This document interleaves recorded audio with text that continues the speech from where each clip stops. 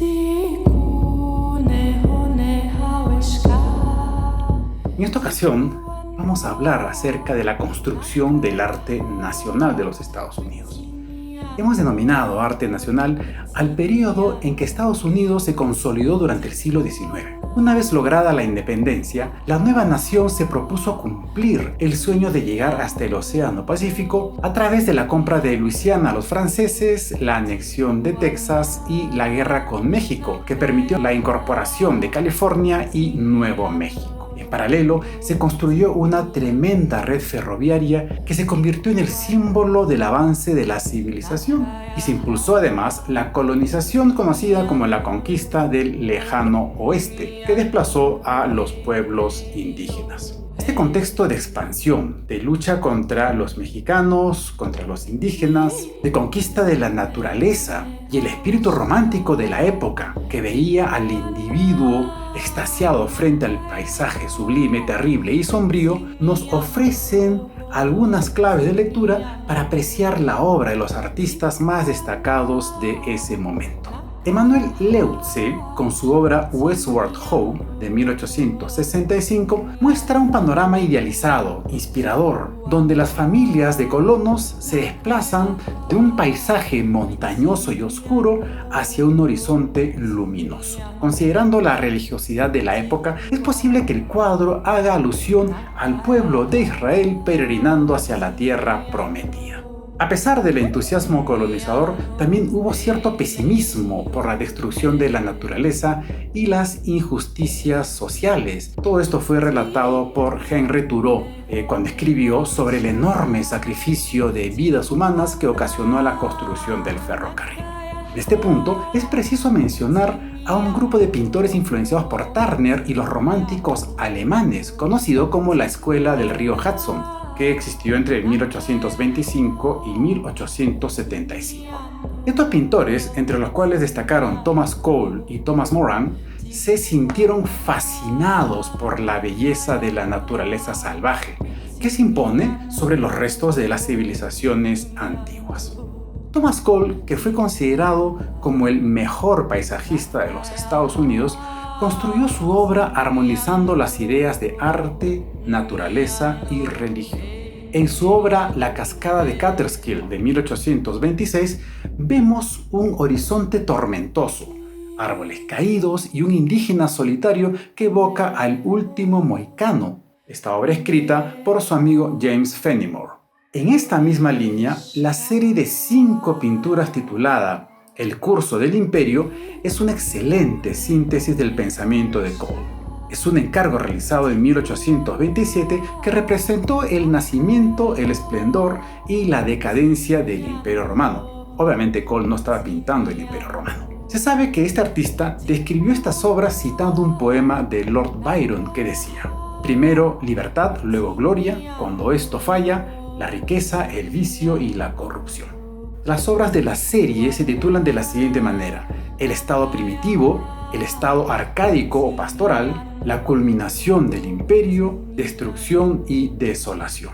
La última obra expresa la idea central del artista porque en ella apreciamos restos arqueológicos de estilo grecorromano tomados por la naturaleza salvaje. Todo ello en un clima melancólico muy típico de la estética romántica. Por su lado, Thomas Moran fue un artista ilustrador que sobre todo se le conoció por la expedición de Yellowstone de 1871.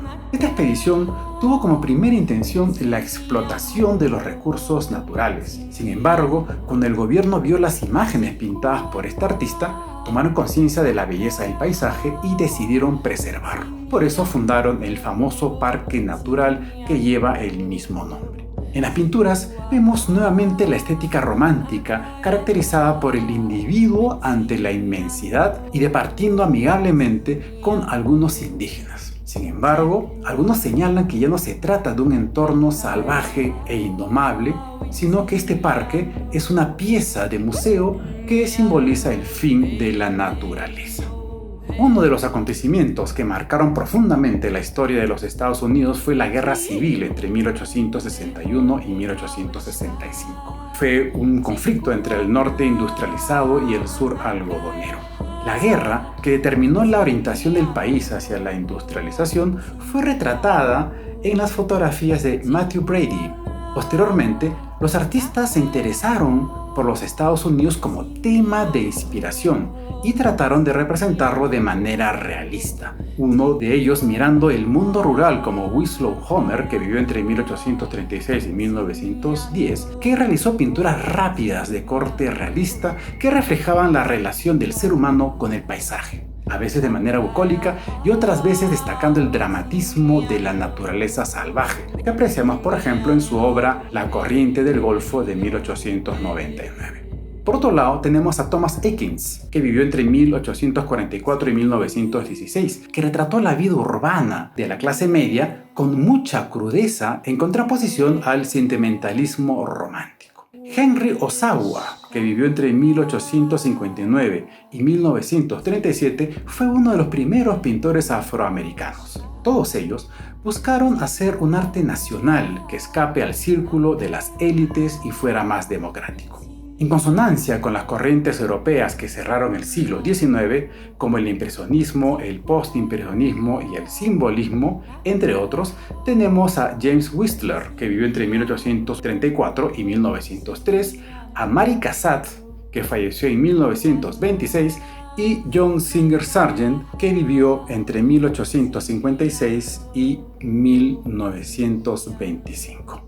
Quienes, a pesar de haberse desempeñado en el viejo continente, contribuyeron al desarrollo del arte estadounidense. Whistler, que fue amigo de Oscar Wilde y enemigo del crítico de arte John Ruskin, es muy conocido por su obra La madre del artista, de 1871, y que fue comprada por el gobierno francés y que actualmente se exhibe en el Museo d'Orsay de la Ciudad Plus. Mary Cassatt fue una pintora impresionista de gran nivel que vivió en Francia y trabó amistad con Edgar Degas. Por su parte, Singer Sargent fue el retratista más exitoso de su tiempo, que se movió entre el impresionismo y el realismo postimpresionista. Entre sus obras más famosas están el polémico retrato de Madame X de 1884 y Gaseados de 1918, donde representa los horrores de la Primera Guerra Mundial.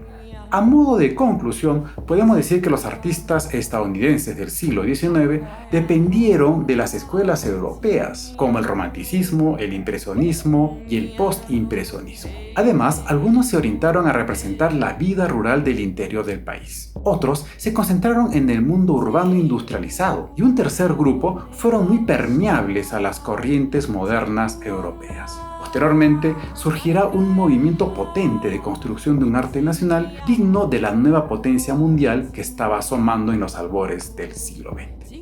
Muchas gracias.